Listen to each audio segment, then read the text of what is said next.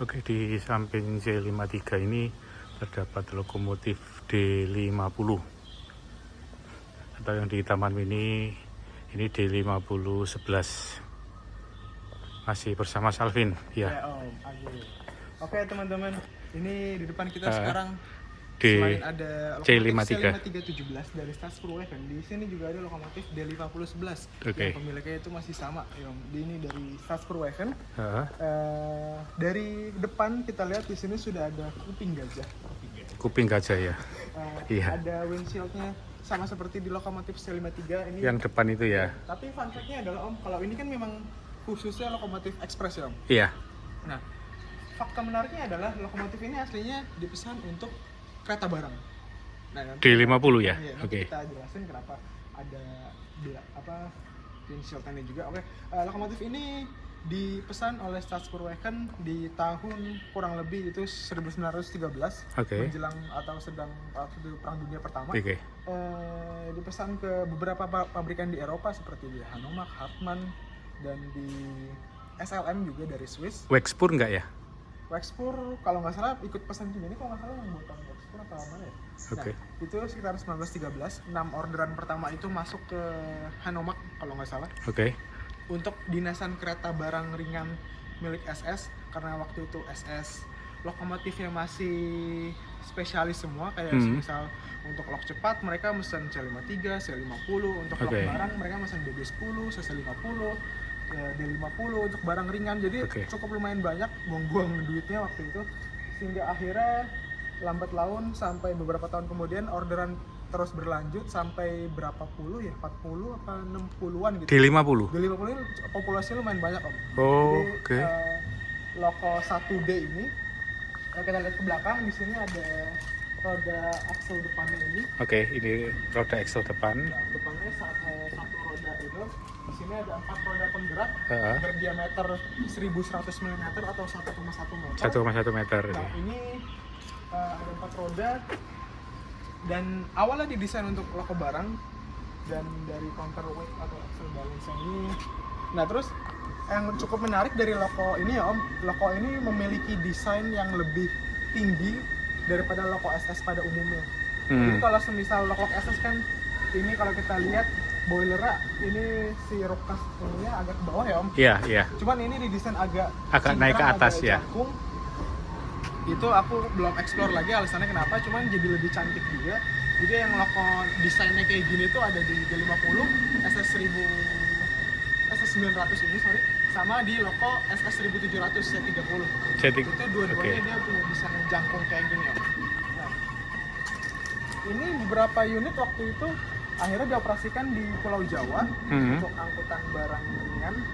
Waktu itu daerah mana ya? Priangan kalau nggak salah, mungkin di beberapa tersebar, sampai akhirnya beberapa unit, beberapa puluh didinasin di Jawa, Stadsproeven Aviava, sampai akhirnya SS buka jalur di luar Jawa atau di daerah Sumatera Selatan, ZSS, Sumatera Stadsproeven.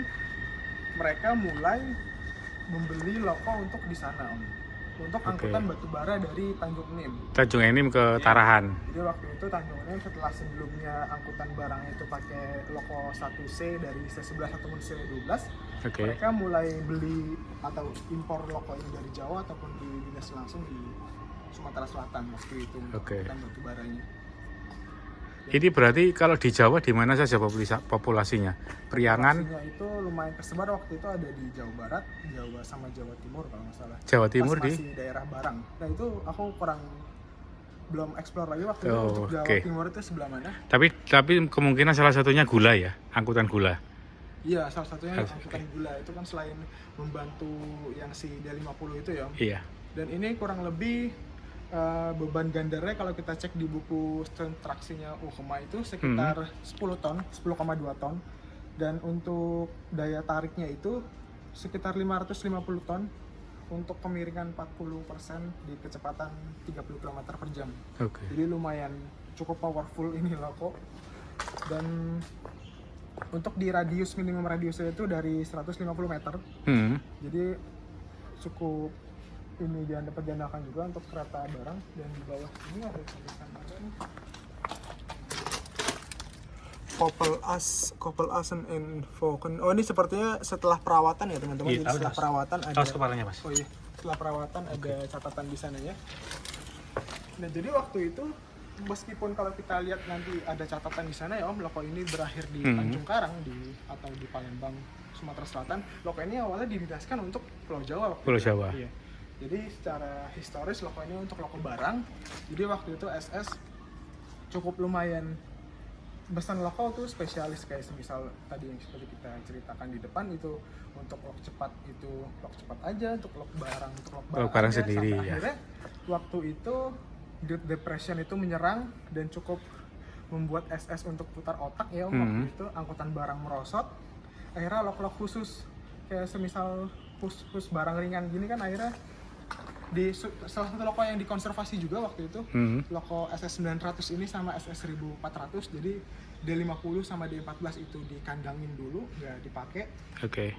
Akhirnya karena D14 itu kan buat langsiran di Kalimas sama Tanjung Priok, sampai akhirnya SS itu perlu muter otak, ini gue punya barang cuman nggak gue pakai, jadi buat apa ya? Jadi putar otak buat inovasi waktu itu, karena dari angkutan jalan raya itu roda karet mulai menuntut kecepatan waktu itu udah nembus itu 60 km per jam, sedangkan kereta masih gitu-gitu aja. Akhirnya mereka membuat inovasi gimana caranya loko ini buat loko ekspres Om waktu itu. Oke. Nah akhirnya dari yang tadinya cuma 30 km per jam, akhirnya mereka melakukan inovasi, mengotak-ngatik teknologi yang ada di loko ini. Kalau kita lihat dari roda penggerak ini, dari counterweight-nya ini, bebannya ini ada yang aku lupa dikurangin atau ditambahin, jadi supaya dia bisa lebih ngebut lagi gitu. Iya. Sampai akhirnya itu 1930-an akhir, selain loko ini D14 juga dimodifikasi, berkaca dari D14 yang berhasil. Terus akhirnya, kemudian ke C. Jadi waktu itu D14 berhasil, tadinya itu kan loko langsir berat ya Om, untuk klasemen besar. Untuk barang akhirnya dimodifikasi, dia berhasil untuk loko Buitenzorg Sukabumi Padalarang, jadi bisa untuk angkutan penumpang. Nah akhirnya karena ini desainnya sama, akhirnya ini juga ikut dimodifikasi Om. Waktu itu dimodifikasi akhirnya sekitar tahun 1939. Akhirnya SS uji coba lokomotif ini di jalur Blitar, jalur kantong waktu itu ya teman-teman, dari Kediri ke Tulungagung itu dia bisa dibawa ngebut secepat 103 km per jam tahun 1939. Lumayan kenceng juga ya. Iya. Seingatku juga aku pernah baca koran, selain di jalur itu ini juga diuji coba di Banten, Bandung atau di mana, mungkin ada teman-teman yang tahu, nanti bisa di-up, itu di kecepatan yang sama, bisa di 90 sampai 100 km per jam juga. Jadi secara testability-nya waktu itu, uji dinamisnya bisa dibawa banter banget waktu itu, sangat sukses dibanding D14 yang pertama di riset. Sampai akhirnya SS menetapkan untuk kecepatannya ini ya di 75 km aja. Oke, berarti gini Mas ya, kesimpulannya awalnya SS itu membeli di 5011 ini untuk angkutan barang yang ringan ya. Lokomotif ringan untuk angkutan barang.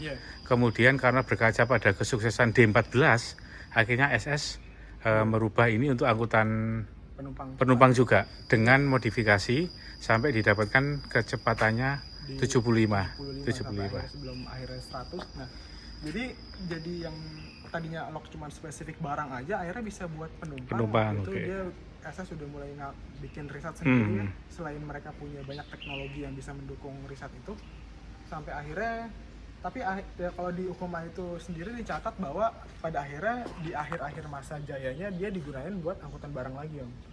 Kayak khususnya kayak kalau di Jawa kan untuk penumpang, kalau di Sumatera dia lebih dipakai untuk angkutan barang. 1D itu untuk buang batu bara dari Tanjung Unyem ke Karahan Lampung Kertapati, ya. atau Kertapati.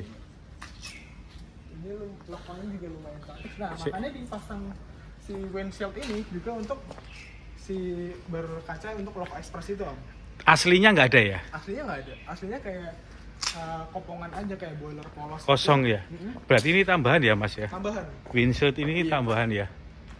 Sampai akhirnya loko ini setelah jadi dinasan untuk ekspres menengah atau ekspres ringan waktu itu, sejak cepat itu akhirnya dipakai di lintas 1930-an akhir ya Om. itu sebelumnya untuk kalau nggak salah Bandung Banjar. Bandung Jadi, Banjar. Bandung Banjar itu jalur pegunungan, dia pakai loko C30 yang ada di sana nanti. C30 itu double header, jadi dia harus double traksi 2, itu lumayan boros kan. Akhirnya karena loko ini udah bisa narik untuk menggantikan efisiensi itu, akhirnya loko ini dipakai untuk Bandung Banjar. Terus juga untuk di daerah Jawa Timur, loko ini dipakai di jalur Probolinggo Banyuwangi. Probolinggo. Iya, oh, itu ditemuin banyak ada foto-foto National Archive atau di KITLV itu. Nanti ada foto-foto loko D50 ini dinas di sana. Sampai akhirnya dia di akhir-akhir periodenya itu tahun-tahun 60-70-an, selain di Sumatera banyak, di Jawa ini dipindah semua dari Jawa ke Sumatera, di Jawa sisa dikit di Jawa Timur. Akhirnya loko ini dipakai di Probolinggo Banyuwangi, di Pokalisat udah terlalu kecil waktu itu. Akhirnya loko ini dipindah ke Dipo Lokomotif Jember, Om. Akhirnya berdinas di sana. Kalau di Probolinggo dia ada turntable meja putar sebesar 20 meter untuk lokomotif ini, dan untuk di Banyuwangi sendiri dia muternya lewat segitiga pemutar yang ada di Banyuwangi, Banyuwangi lama itu. Jadi lokomotif ini cukup banyak melalang buahnya. Yang dibeli SS tadi jumlahnya berapa, Mas? Sekitar kalau nggak 40 ya? 40 sampai 60-an, Om. Aku lupa. Populasinya banyak juga ya? Populasinya itu lumayan banyak. Kalau aku cek sih itu sekitar. Jadi kalau sampai tahun 70-an akhir itu di Sumatera Selatan untuk angkutan batu bara masih dipakai. Selain ada D52 yang masuk sana, itu sekitar tercatat tahun 70-an ada 4 dipo lokomotif yang masih nampung lok ini, dan di Jawa itu ada 1. Satu dipo. Saya masih ini lihat apa? Ini loh, saya tadi agak yang thermal insulation itu loh, Mas. Nah, kayak sini ini. Oh iya. Kayak kain-kain gini thermal insulation nih. Nggak rontok atau gimana ya? Ini penghambat panas. Biar nggak apa namanya, panasnya nggak keluar. Oh, berarti setelah jaket boiler ini di dalam masih ada thermal insulation ya? Iya, pasti ada. Oh, oke. Makanya tadi saya nggak ada kok yang C53 tadi kosongan, ternyata ini masih ada kayak apa ini ya? Mungkin bahasanya wool ya. Iya. Untuk lok ini tadi sendiri setelah aku cek di Ukoma ya, Om. Iya. Pertama-tama datang itu sekitar Februari 1914. Itu sekitar 6 unit lokomotif yang pertama dipesan oleh Hanomag seri 900 ini, jadi 901 sampai 906. Lalu 1914 itu 1914 tadi total ada 12. 901 sampai 912, dari 51 sampai 5012 dari Hanomag dan Hartmann.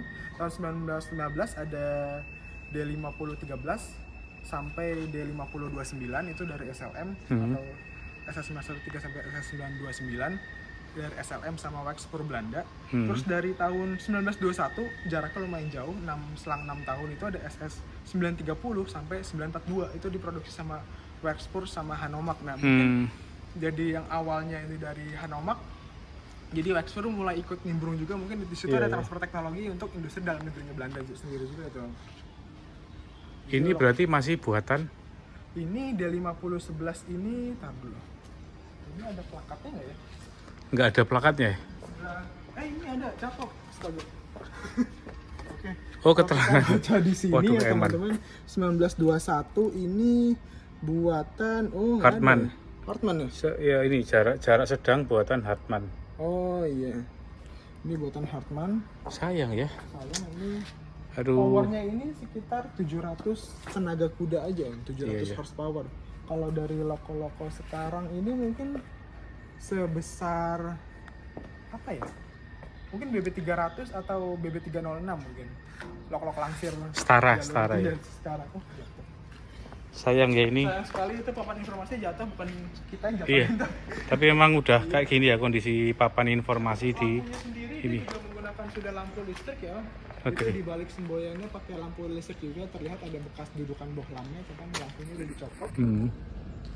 Terus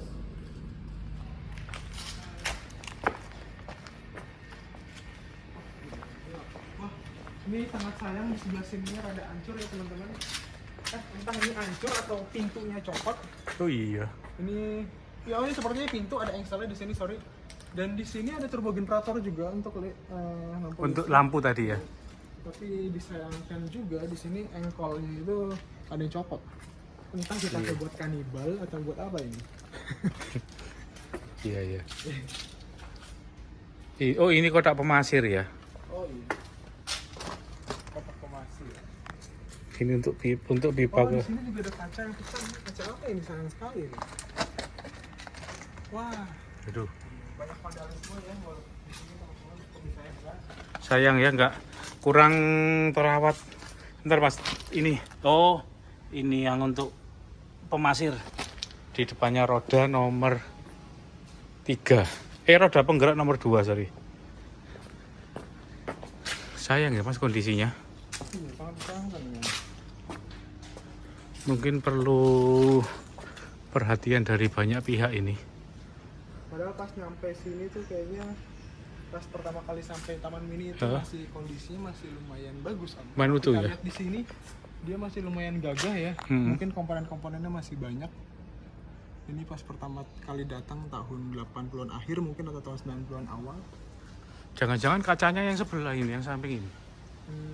Kayaknya mungkin itu kacanya diesel kayaknya deh. Apa? Kacanya lok diesel deh kayaknya.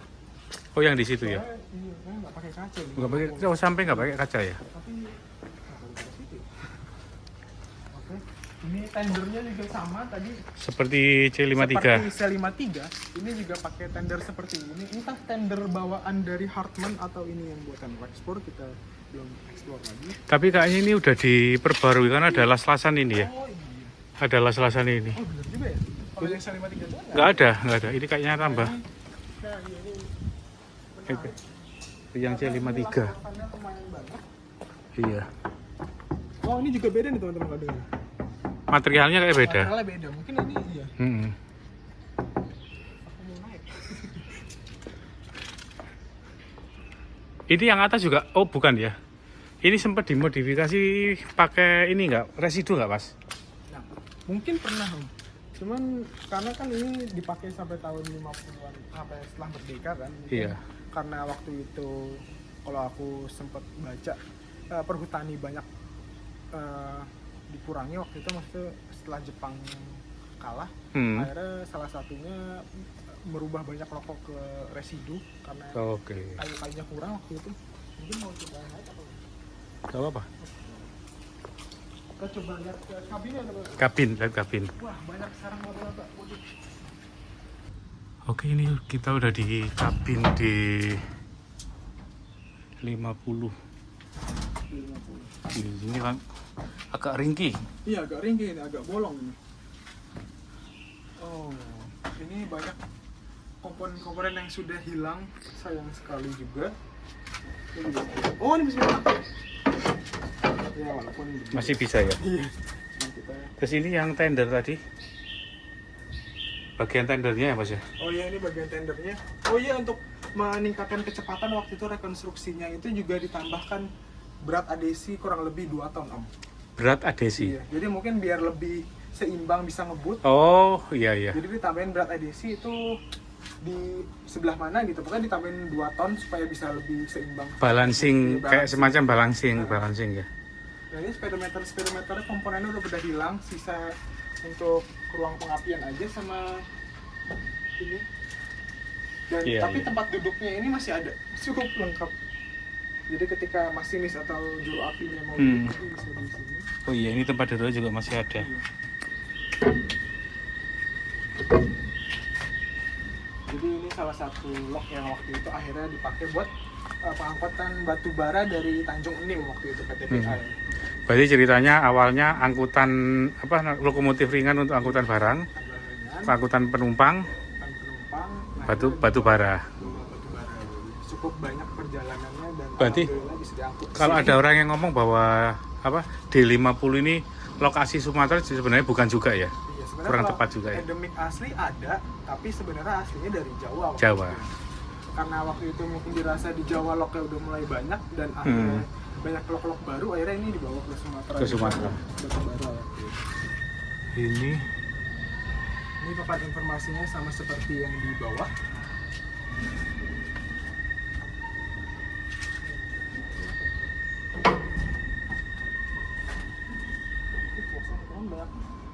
sarang laba-laba. Iya. Sayang kurang terawat. Iya. Oh ini menurun gini kayaknya masih, entah ini pernah dimodifikasi residu atau enggak. Kayak ada cantolan ini ya.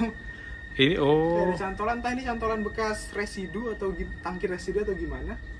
Tapi ini ada turunan gini tuh, entah buat kayu ya. kayu atau gimana ya. Mungkin ada teman-teman yang udah pernah ekspor, bisa komen di komentar. Ini selain di sini nggak ada lagi ya cilik D50? D50 di sini doang om, karena di Ambarawa, di Ambarawa itu ada nggak ya? Kayaknya nggak ada. Kok agak lupa. Sisa ini doang deh om kayaknya. D50 ya. Kalau ke Sumatera kan Iya, iya. dibawa ke sini, satu unit waktu itu dibawa ke Ambarawa ya S10. Nah, kurang lebih begitu. Tapi ini udah pada jebol ya. Iya, di bawah juga seperti ini kondisinya di kabin.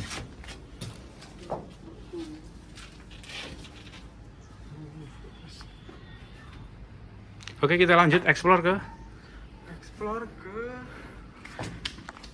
CC50. CC50. Oke.